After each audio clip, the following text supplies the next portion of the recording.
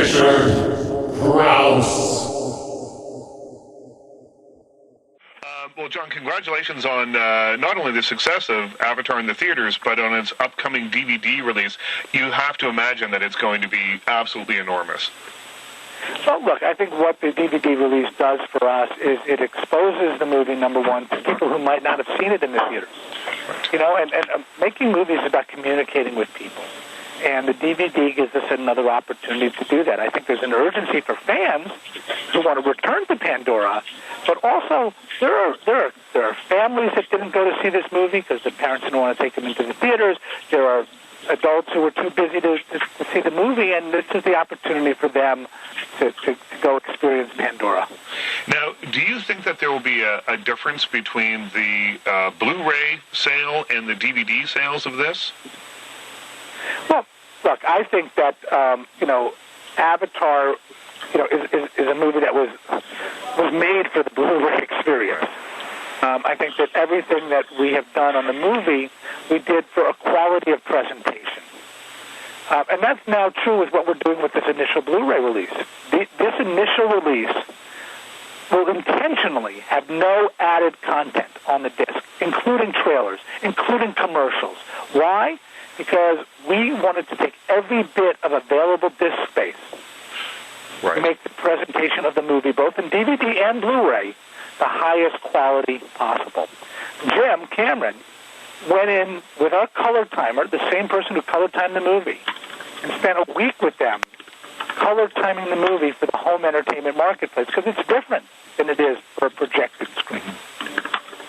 And we then, when we encoded it to the disc, most people spend 2 weeks encoding. We spend 5 weeks.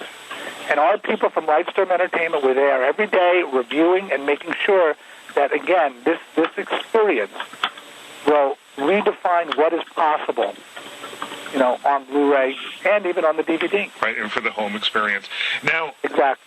So then Avatar on Blu-ray is being set up to be kind of a game changer, I guess, in the same way that it was in the theaters. How do you think that Avatar has changed the film industry in terms not only of business but also of artistry? Well, of artistry, I think what Avatar has done, it has really shown you that you can now tell any story with any characters. And I think the technological breakthrough of Avatar is not the 3D. The technological breakthrough of Avatar is being able to put up on the screen characters that are created with computer-generated imagery that are engaging and emotional. Because that's what movies are about, characters. So I think that was the game changer there. From the exhibition community, I think what it showed is that 3D does not need to be relegated to, children's movies, to sequels that need excuses to be made and are suddenly justified because they're in 3D, and that 3D does not have to be about gags coming off the screen, but can be about creating a window into a world. How do you feel about some of the films that are coming out?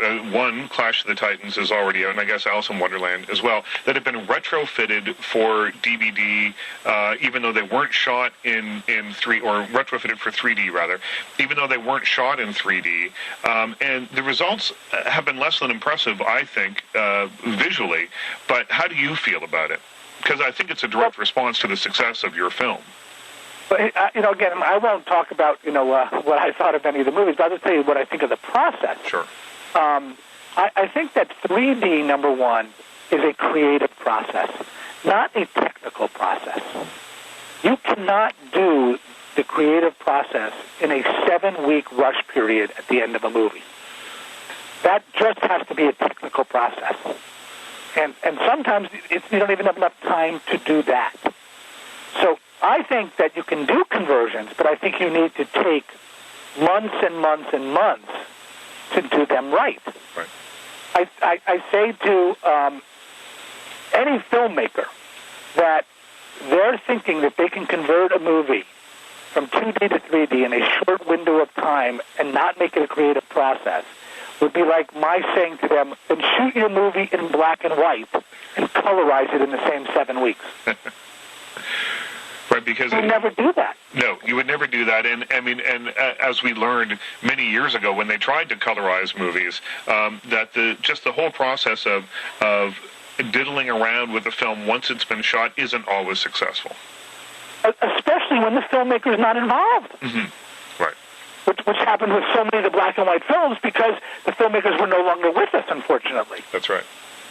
So here, you take these releases and a director, per se, they are mixing the movie, they're finishing visual effects, and somebody else is going off technically trying to say, oh, well, this is what the 3D should be, and this is what it is, and, oh, yeah, that's a mistake, and we won't notice that, but it's like, no, don't do it that way. People did not go to Avatar because it was in 3D. Right. People went to Avatar because it was escapism. It was entertainment. It took them away from their world. It put them on a journey. They went to Pandora. And that's the same thing in 2D or 3D. That's why I'm so excited about the home entertainment release. Because, again, that is really, we edited the movie in 2D. That's how we made all of our decisions creatively, and that's now what we get to present. Right, so the creative decisions were all made then as a function of the story, not of the... Absolutely. Right. Not one thing changed in the script because of 3D. Right. Not one thing changed in the edit because of 3D. It's the same movie. Basically the 3D version is 2 eyes versus 1 eye of the 2D release. Right. James Horner scored and wrote his music to 2D. Mm-hmm. We mixed with our mixers in 2D. We did not see the movie in 3D as a whole movie until 2 weeks before it came out. Is that right? Now, that's got to be nerve-wracking. No. No? It's not. Because we saw shots in 3D. Right. So when we filmed something, of course we saw it in 3D. Right. But we then put that away. We put 1 eye away and just continued to watch it. When we looked at work back from Red Digital, we got their work and we looked at it in 3D, but then we put it away. In terms of watching the whole movie so we can get a narrative story flow, it was December 5th.